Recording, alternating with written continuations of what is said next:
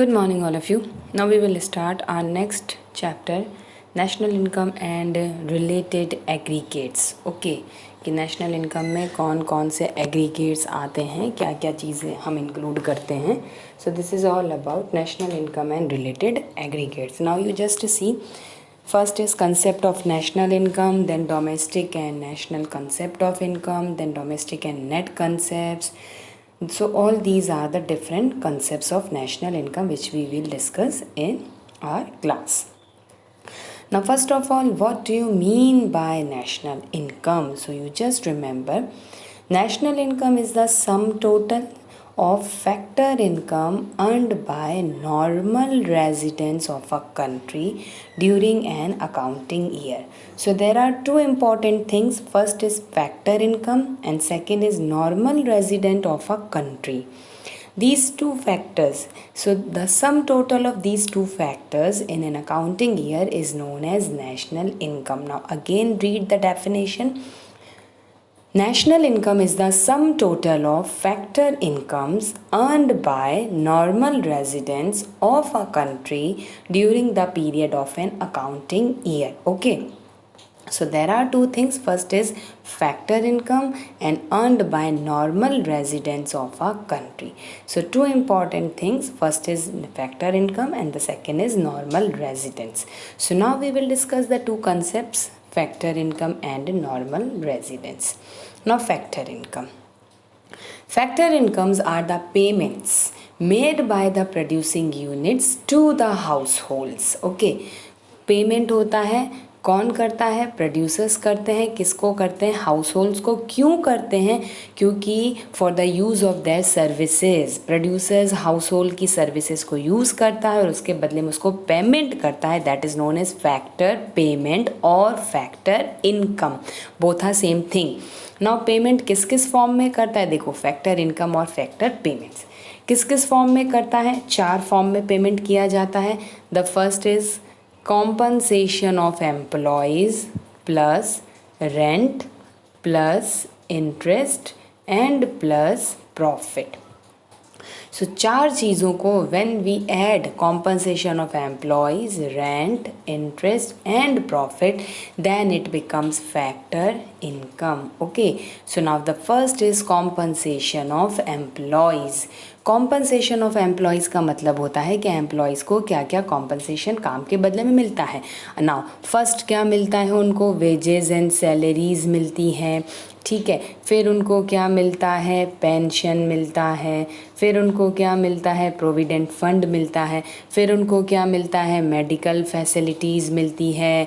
House allowances मिलते हैं. तो all are payments in kind बोला जाता है. So all are included in compensation of employees. Okay, so ये सब होता है कॉम्पनसेशन ऑफ एम्प्लॉयज़ में. Then the next is rent. Rent क्या होता है? जब हाउस होल्ड्स अपनी लैंड को यूज़ करने के लिए प्रोड्यूसर्स को देता है तो उसके बदले में उसको रेंट मिलता है. इंटरेस्ट, जब house holds received by house holds for the use of capital, जब लोग सेविंग को बैंक में डिपॉजिट करवाते हैं और प्रोड्यूसर्स उनसे क्या करता है? लोन लेता है. तो लोन के बदले में प्रोड्यूसर क्या पे करता है? इंटरेस्ट पे करता है. And the last is profit. Profit received by the house hold. ठीक है. जब प्रोड्यूसर काम प्रोडक्शन करता है तो उसमें उसको प्रॉफिट मिलता है, तो उस प्रॉफिट में वो हाउस होल्ड्स को भी शेयर देता है. So that is rent, interest, profit and COE, compensation of employees. जब हम इन चारों को ऐड करते हैं then it is known as factor income and factor payment. So it includes in the estimation of national income. Now there are two things. The first is factor income and the second is transfer income. Okay, factor income. Factor income वो income होती है जो काम के बदले में कमाई जाती हैं. आदमी जब जॉब करेगा तो उसको वेजेस मिलती है, उसको सैलरीज मिलती हैं. जब वो अपनी लैंड देता है उसको रेंट मिलता है. जब वो कैपिटल देता है उसको इंटरेस्ट मिलता है. So all these are the factor payment जो काम के बदले में होता है. बट ट्रांसफ़र पेमेंट्स वो होता है जो फ्री होता है, फ्री ऑफ कॉस्ट मिलता है, मतलब फ्री फ्रॉम वर्क होता है, जो काम के बदले में नहीं होता है, वो बिना काम के दिया जाता है, अनअर्न्ड इनकम होती है। लाइक स्कॉलरशिप जो स्टूडेंट को दिया जाता है, तो बच्चा काम करके स्कॉलरशिप नहीं कमाता, मतलब स्कॉलरशिप गवर्नमेंट उसको फ्री देती है। ओल्ड एज पेंशन जो आज गवर्नमेंट देती है, जितने भी सीनियर सिटीजन्स हैं अबव 60, अगर वो फॉर्म भरते हैं और अगर वो सारा प्रोसेस करते हैं तो उनको गवर्नमेंट हर पर्सन को आज ओल्ड एज पेंशन प्रोवाइड कर रही है। So all these are the transfers income जो किसी काम के बदले में नहीं दी जाती है, अनअर्न्ड होती है, जो person as a help use करता है, डोनेशन, चैरिटी जब उसको मिलती है, and that is free from work, जो काम के बदले में नहीं होती है। बट ट्रांसफ़र इनकम वो होती है जो काम के बदले में पैसा मिलता है, इनकम मिलती, दैट इज़ फैक्टर इनकम। उनको फैक्टर इनकम बोला जाता है। ट्रांसफ़र इनकम फ्री मिलती हैं, बिना किसी काम के मिलती हैं। That's why we include factor income in the estimation of national income.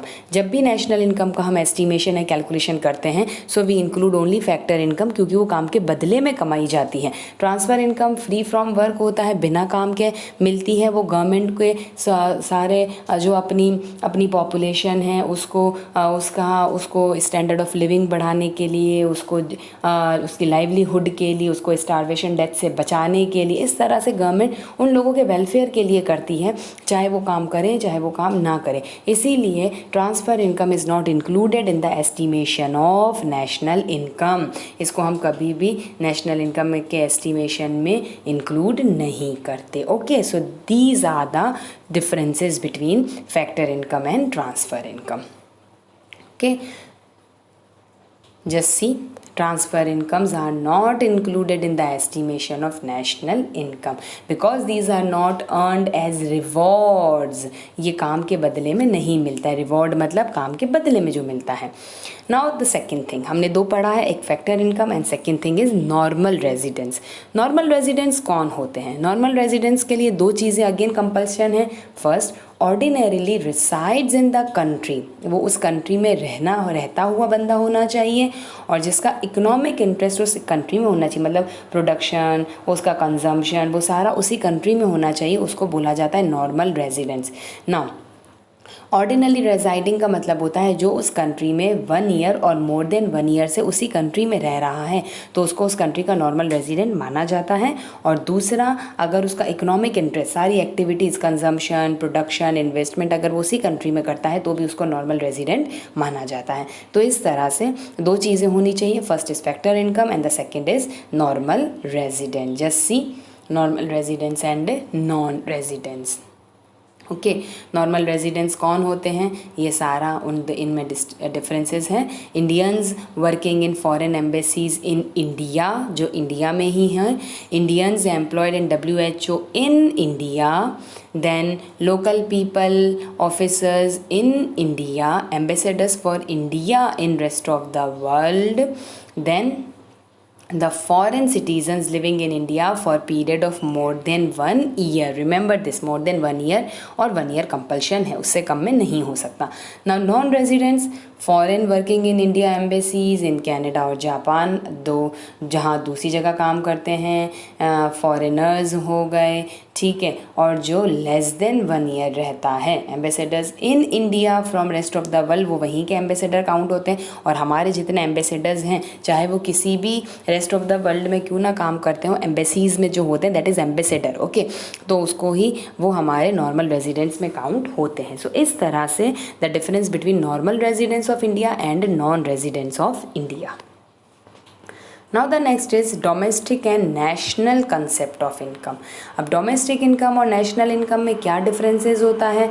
ठीक है, domestic concept को हम जिसको क्या बोलते हैं, domestic income, और national concept में हम क्या बोलते हैं, national income। दोनों में domestic income and national income include the 4 basic concept, दोनों ही यूज़ करते हैं। अगेन जो पीछे वाले 4 थे, COE, rent, interest and profit.